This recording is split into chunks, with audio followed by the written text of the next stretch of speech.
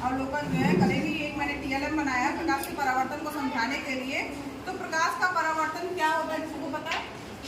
क्या किसे कहते हैं परावर्तन?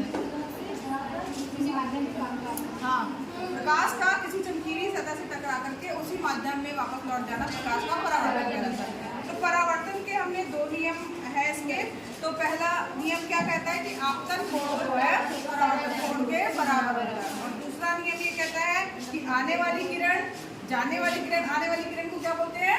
आपतित किरण, ठीक है। और जाने वाली किरण, जाने का मतलब टकरा करके वापस आ रही है। परावर्तित किरण, आपतित किरण, परावर्तित किरण और आपतन बिंदु पर अभिलंब तीनों जो है एक ही तल पर स्थित होते हैं। तो इसी घटना को हम देखेंगे।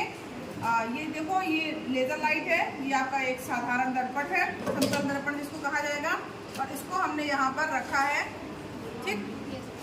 अब आने वाली किरण और जाने वाली किरण कैसे जो है बिहेव करेगी, या टकराने के बाद प्रकाश किस तरीके से दिखाई देता है, या किरणें कैसा जो है आती हैं और टकरा करके वापस आ रही, ये आपको दिखाई दे रहा होगा। अभी अंधेरा होता तो आपको स्पष्ट और दिखाई देता, लेकिन अभी अंधेरा नहीं है तो ये आपको ऐसे ही दिखाई दे रहा है।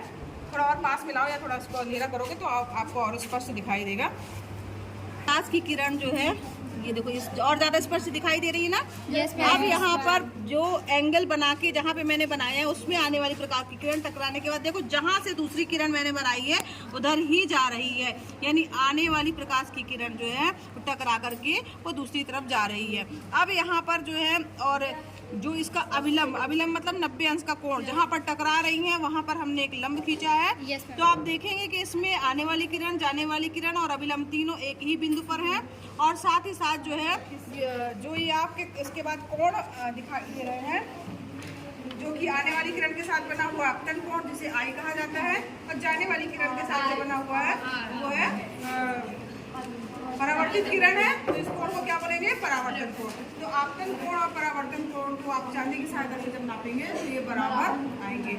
ये कोई जरूरी नहीं है जो मैंने एंगल बनाया उसी पर हो, आप कुछ भी कहीं पे भी एंगल बना करके, जैसे मान लीजिए अब यहाँ पर मैंने ये वाला एंगल बनाया, ये एंगल अलग है ना, जैसे ये उसी बिंदु पर मैंने दूसरा एंगल बनाया तो इसकी किरण जो लौट के जाएगी वो दूसरी तरफ ही जाएगी। ये देखिए, आप थोड़ा सा आपको दिखेगा, धुआं भी कर लेंगे तो और अच्छा स्पष्ट दिखाई देगा। तो इस प्रकार से जो है आप परावर्तन की घटना को जो है वो समझ सकते हैं और देख सकते हैं कि प्रकाश की किरणें किस तरीके से जो है परावर्तित हो रही हैं।